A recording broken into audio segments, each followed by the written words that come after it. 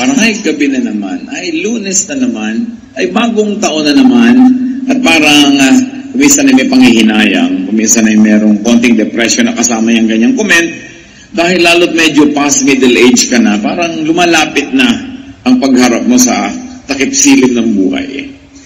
Past middle age, life seems to be passing very quickly, and people begin to think about the meaning and purpose of life once again. Parang pag teenager, nag-iisip ng what is life, what is the meaning of life, then malilimutan yon dahil magiging busy, mag-aaral, magtatrabaho, will raise a family, will try to survive, or even prevail. And then again, the cycle will begin. Kaya sabi nila siguro, life begins at 40. Kasi pagkatapos nun, magsisimula ka na mag-isip ng mga bagay na pinag-iisip mo nung teenager ka. Ecclesiastes 6:12, life is short and meaningless, and it fades away like a shadow. Who knows what is best for us? Kaya sa ating pong pag-aaral ngayon, itatanong natin, what is good to do in this short life? Maiksi naman talaga ang buhay. Pero hindi yan ang pag-iisip ng mga bata. Ang mga bata kasi ibang-iba pa yung pananaw. Lahat kasi sa kanila, future pa eh. Lahat ay iniisip pa, kailangan ko matapos mag-aral, kailangan ko magkatrabaho, magkaroon ng asawa, magkaroon ng anak, mamaya magkaroon ng apo. Pero pag nandun ang lahat yun, nag-iisip ka na namang, ano pa ngayon ang natira sa akin?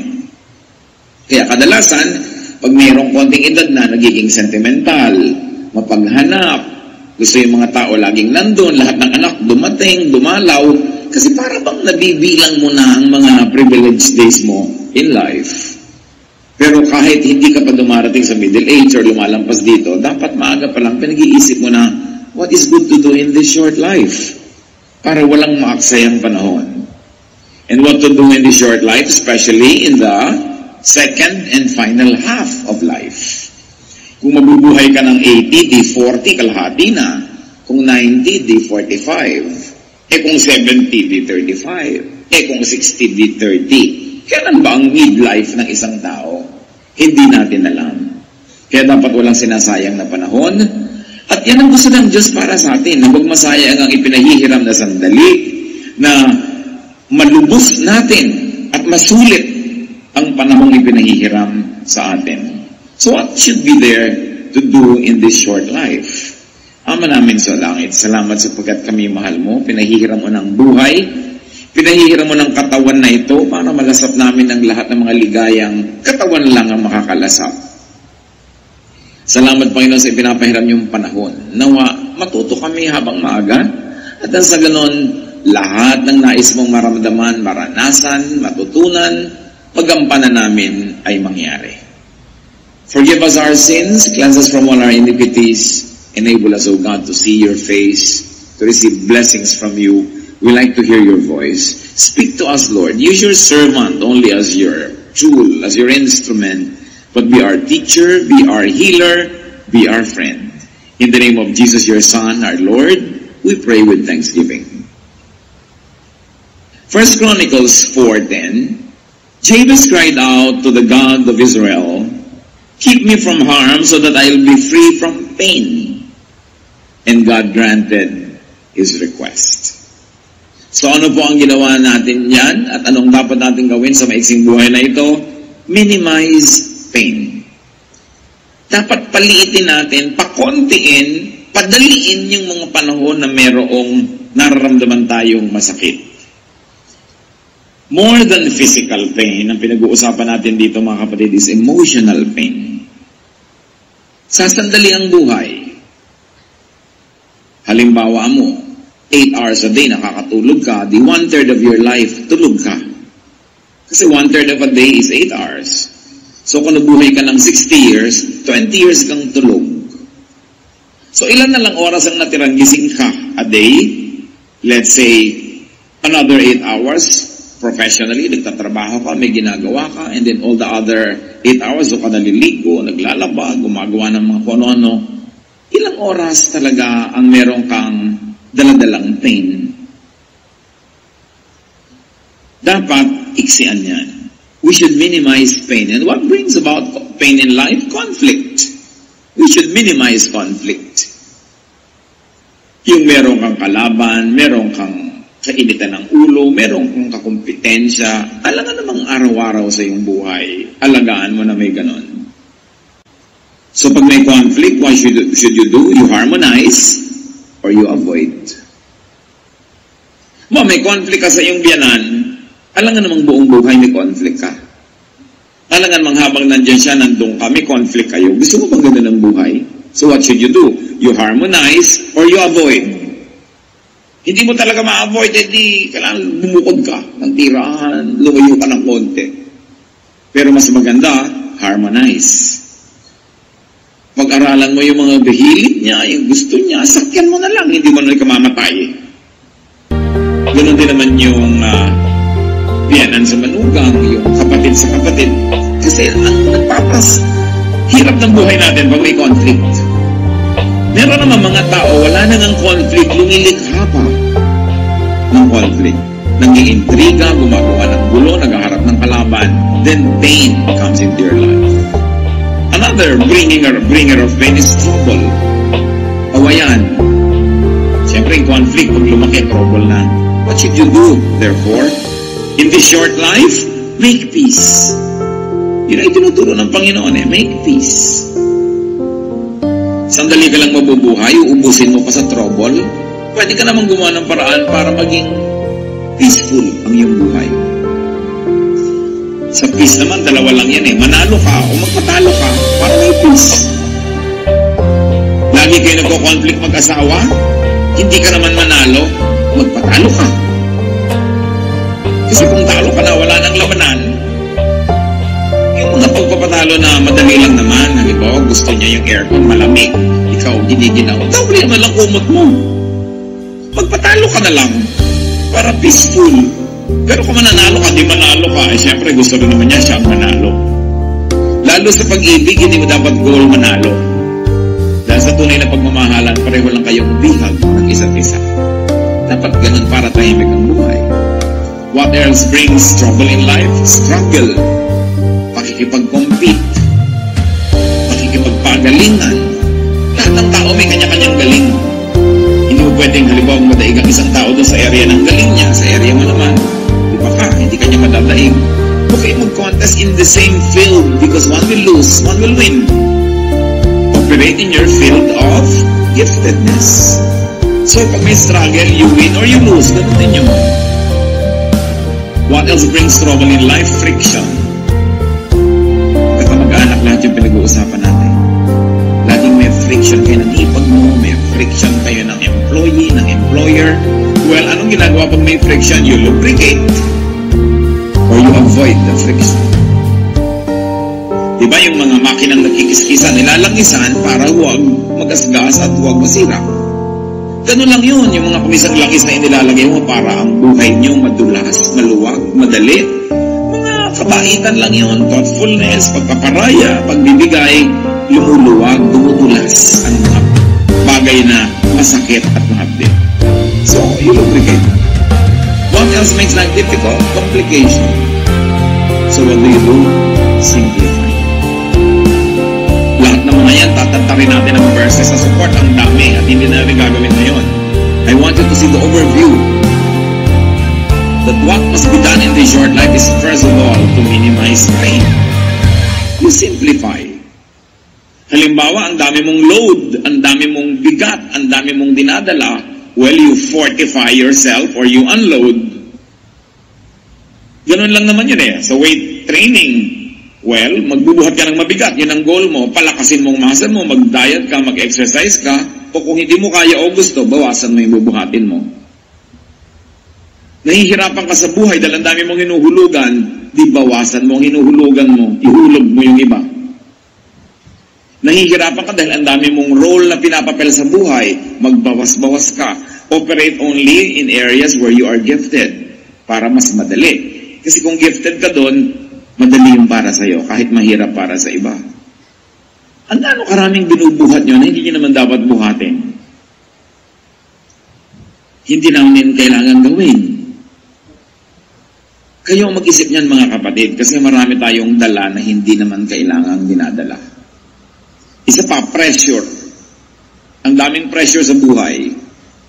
Dalawa lang pwede mong gawin. You yield avoid the pressure. Magpa-press ka nga sa pressure, umiwas ka. Remove or avoid your cause of pain. Physical pain, isa yung problema. That's why we try to be healthy. We try to live a balanced life para mabawasan natin yung pain or ma-avoid. Emotional pain, halimbawa. Spiritual pain. Pag alam mong lumalabag ka sa kalooban ng Diyos, hindi ka mapakali, may guilt feelings ka, ba't ka lumalabag? Di sumunod ka na lang. Mahirap pong sumunod. Di ba nahihirapan ka rin naman sumuway? Pareho lang mahirap. Dito ka na sa pagsunod, wala ka pang guilt. Nagigilty ka pala, hindi ka mapakali. Pastor, binabagabag po ako ng konsyensya ko dahil meron po akong affair. Di tanggalin mo. Alam mo palang nababagabag ka eh. Simplify life para mabawasan yung pain. So you remove or avoid the cause of pain or desensitize yourself to pain. Bakit tayo may mga kalyo na tinatanggal nila pag nagpapa-foots pa ka? Kaya kami kalyo dahil laging gumagasgas yung sapatos, may conflict, di ba? Merong friction. Yung sinusuot mo sa paa at saka yung paa mo. So sa area na laging may kiskisan, may friction, yung paa mo gumagawa ng paraan para huwag masaktan. Naglalagay ng kalyo. Tapos tatanggalin mo pag nagpa-foots pa ka, di masakit uli. Hayaan mo marami kang kalyo para di ka masaktan. Kita mo yung mga tao makakapalang paa, nakatapak na ng thumbtacks, di pa nalalaman. Ang kapal lang paa eh. Kaya kailangan sa buhay mga kapatid, kung minsan kinakapal-kapalan mo, medyo makapal-kapal ang mukha natin, para hindi tayo laging nahihiya. Kinakapal-kapalan mo ang sikmura mo para marami kang pwedeng kainin na hindi nasisira yan. Physically, emotionally, and spiritually. Huwag kang masyadong maramdamin. Palang hingi ka naman, hindi mo noon maiwasang hindi humingi dahil wala ka naman talaga, hingi ka ng hingi. Kapalan mo na ng konti. Hindi yung pag napagalitan ka, nagdaramdam ka pa, pero tinatanggap mo rin naman. Learn to adjust. To minimize your pain and your sorrow. Kaya tayo pag inooperahan, nilalagyan ng pampamanhid para hindi tayo masaktan. Hindi laging mabuting maging manhid. Pero pag walang gawa ka na dahil talaga namang may pain, nakakatulong maging manhid din. Ayaw sa'yo ng biyanang mo, lagi ka na lang halimbawa dinadabog-dabugan. Manhidan ka na lang dyan. Wala ka namang magawa, ginagawa mo na lahat para magustuhan ka niya. Nagmamano ka, ayaw iabot yung kamay, mahali ka, iniiwas yung mukha. Lagi mo pa rin gawin. Problema na niya yung kaya niyang tanggapin. Pero ikaw, ginagawa mo yung tama. Hindi mo dapat laging ipagdamdam na hindi ka gusto ng mundo. Kung minsan hindi naman dahil hindi ka kagusto-gusto, kundi talagang hindi magugustuhin yung tao na yun. Problema niya yun. Dapat medyo tinitibay-tibayan ng dibdib. Kaya ang bata dapat tinitrain eh. Sabi nga ni Balagtas, ang laki sa tuway walang pagtitiis. Laging maramdamin. So, what do you do with pain? Minimize pain. Ano mga pain nyo sa buhay na dala-dala ngayon mga kapatid? Siguro naman umaandar na imagination nyo habang nag-uusap tayo dito. Minimize them. Paliitin nyo. Huwag nyong malakihin. Kasi kung minsan iniisip mo palang yung problema, minamalaki mo na. Iniisip mo palang, imagination mo palang na hindi ka gusto, minamalaki mo na. Naman problema ka tuloy. So it's all in your mind. You've got to do something. Now, what to do in this short life? If you're going to minimize pain, meron ka naman dapat i-maximize pleasure and happiness. Yan naman ang palakihin mo. Paliitin mo yung mga masakit at palakihin mo yung masarap. Yung nakakapagpasaya, yung nagbibigay sa'yo ng kasiyahan. Ecclesiastes 5:18-19. This is what I have observed to be good. It is appropriate for a person to eat, to drink, and to find satisfaction in their toilsome labor under the sun during the few days of life God has given them. For this is their lot. Moreover, when God gives someone wealth and possessions and the ability to enjoy them, to accept their lot and be happy in their toil. This is a gift of God. So, may makakain ka, kainin mo ng buong saya. Meron kang masarap na inumin mo. Meron kang ginagawa, enjoyin mo ang bunga nun. Hindi trabaho ka lang ng trabaho, tapos tipid ng tipid ng tipid ng tipid. Kailangan enjoyin mo yung bunga ng iyong trabaho. At meron pang isa, dahil ka naman laging dapat magtrabaho, enjoyin mo yung trabaho mo. Paano naman po ako mag-enjoy? Ako'y tagabot ng ticket sa toll gate, humaba na nga po yung kanang kamay ko. O yung kaliwa. O di enjoyin mo. Yun ay ipang-abot mo ng mga prutas dahil humaba ang kaliwa mo, kaabot mo ng ticket. Sabi ko, mag-resign ka, huwag ka magtrabaho dyan. Hindi po pwede. Yung pala, hindi naman pwede. Di enjoyin mo. Marami kasing bagay, mga kapatid. Kung ayaw nyo, tanggalin nyo sa buhay nyo. Hindi nyo kayang tanggalin. Tapos reklamo kayo ng reklamo, pero nandun din, ang dapat nyong gawin, tanggapin nyo siya. Turuan nyo ang sarili nyong enjoyin yun. Get what you like. But because you cannot always get what you like, what do? You learn to like what you get. Lalo sa pag-aasawa. Di ba? You get what you like, or you like what you get. Pero hindi pwedeng ayan-ayan, laging nandyan, tapos tinatanggihan pa rin ang kalooban mo, pero nandun din. Malilito ka lang, magdadalawang loob, maguguluhan. Enjoy what is there. Huwag lagi nagigilty pag nag-e-enjoy sa buhay, lalo't pinaghirapan nyo. Yung mga iba, maghirap ang bansa natin, bakit bumibili ka pa ng ganyan? Naghirap naman ako, bakit ba? Hindi ko na pepremyohan. At sa lagay, kung naghihirap yung bansa, lagi na lang din ako maghihirap. Laging ganun yung mga policy natin Mahirap ang bansa. Pwede naman ako mag-enjoy, ba't ko idadama yung sarili ko sa hirap? Hanggang gumagawa ako ng mabuti, tumutulong ako sa kanila, ginagawa ko tungkulin ko, masama ba mag-enjoy? Dapat, mag-enjoy ka. Yung pa mga iba, ang dami-dami mga kapatid, ang hihirap nila, tapos ikaw at ang mga anak mo, ang sarap ng buhay nyo. Anong gusto mong gawin ko? Itapong ko to, ibigay ko lahat sa kanila. Ibinibigay sa akin ng Diyos. Ang mahalaga lang, nag-share ka.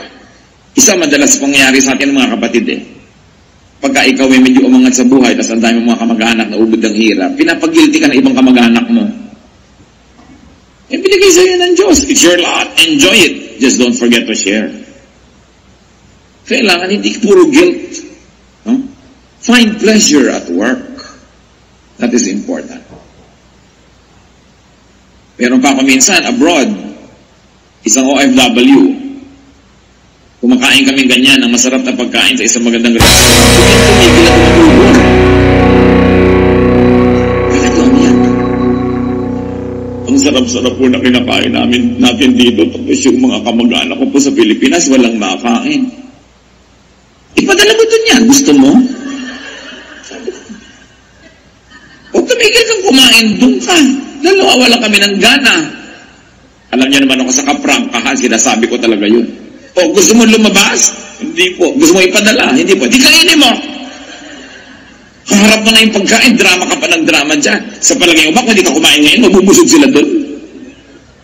Binibigyan ka, enjoy it. Just don't forget to be good and to share. Yan lang lagi ang pang-balance noon. Nagtatrabaho ka naman, naghihirap ka. At sa lagay, papatayin mo yung sarili mo dahil lang may mga taong nagugutom. Kailangan marunong ka nun kasi ang Diyos, binibigyan ka ng grasya. Pag binigyan ka, gusto niya enjoyan mo Ikinatutuwa yan ng Diyos. Sabi sa Ecclesiastes 5:18, to find satisfaction in their toilsome labor. This is what people should do.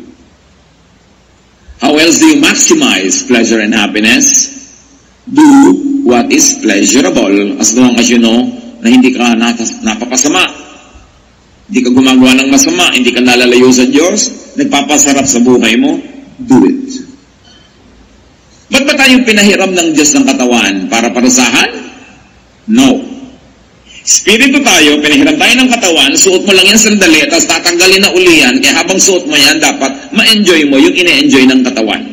Hindi kalaban ng espiritualidad, hindi kalaban ng pagiging makadiyos ang katawan. Diyos ang nagbigay ng katawan. So, binigyan ka ng mata para makakita. Di tumingin ka ng magagandang bagay, basta't hindi mo ninanakaw. Binigyan ka ng dila para tumikim ng masasarap na lasa, pasarapin mo. Yung iba, dapat ikulong o kaya barilin sa luneta. Kasi gumagawa sila ng krimen. Alam nyo ka ng krimen? Hindi sila masarap magluto. Hindi sila magandang maghain. They are not doing justice to food. Tao number 1, binigyan mo ng bawang, sibuyas, kamatis, naggisa ang sarap. Tao number 2, bawang, sibuyas, kamatis, the same thing. Walang kalatoy-latoy. Hindi ba dapat barilin? Gusto mo sabihin, anong ginawa mo sa bawang at sibuyas at kamatis? Hindi mo napasarap. Pareho lang ba't yung isang tao gano'n ang ginagawa niya? Alam niyo, napakalaking pananagutan na sarapan ng luto.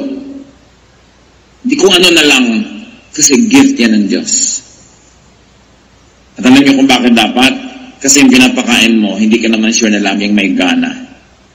Kung minsan nagkakasakit yun, hindi na makakain, nakaswero na lang. Tapos hindi na nakatikim ng masarap na pagkain. Laging ito yung gagawa ka ng leche flan, parang pudding. Diba? Papakain ka na lamang ng ube, kamote pa. Ba't ba pinag-fake mo pa? Mahal din naman yung kamote. Yung hindi kuha ng good justice to food. Maghahain ka, gulo-gulo. May 3 tuyo nagka-cross-cross doon sa table. Di ilinya mo sila, lagyan mo ng konting kamatis, konting bulaklak. Sumasaya yung buhay. Dapat pinapasaya mo. Sasabihin pa ng ibang kamag-anak at arte-arte mo naman.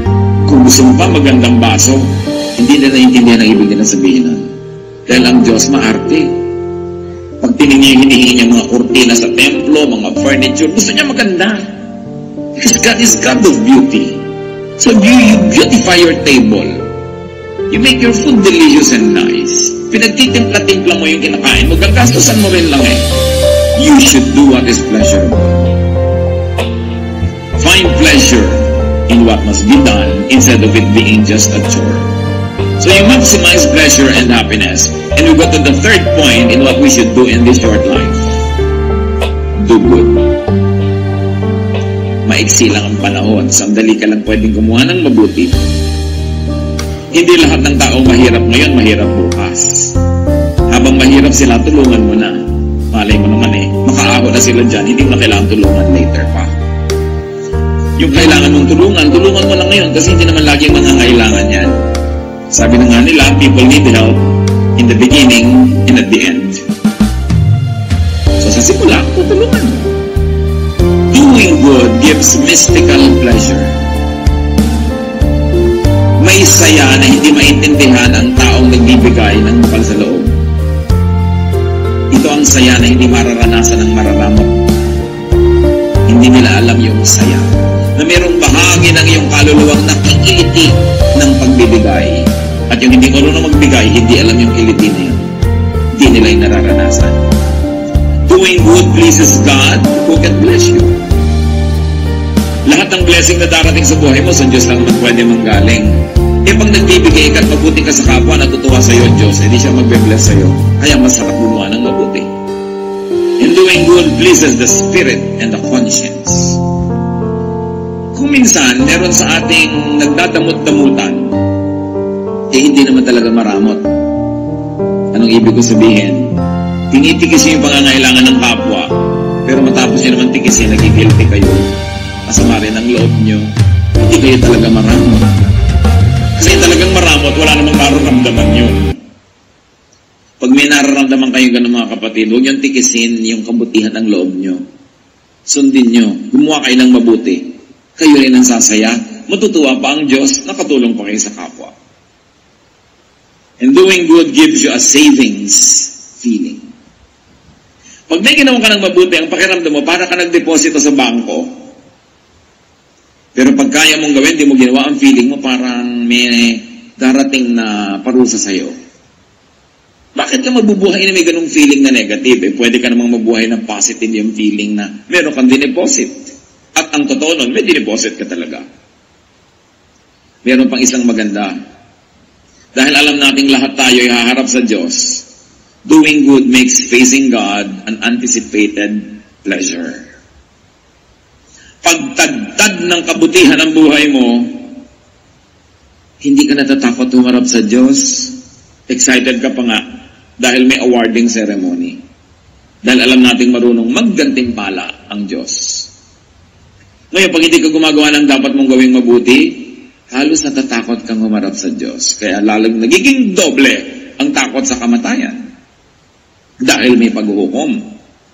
Matthew 16:27, The Son of Man will soon come in the glory of His Father and with His angels to reward all people for what they have done. Ang gantimpala ng Diyos ay para sa ating ginawa. So dapat gumagawa ka ng mabuti. Naglilingkod ka sa kapwa. Naglilingkod ka sa kaharian ng Diyos. Dahil alam mong walang sayang. May gantimpala.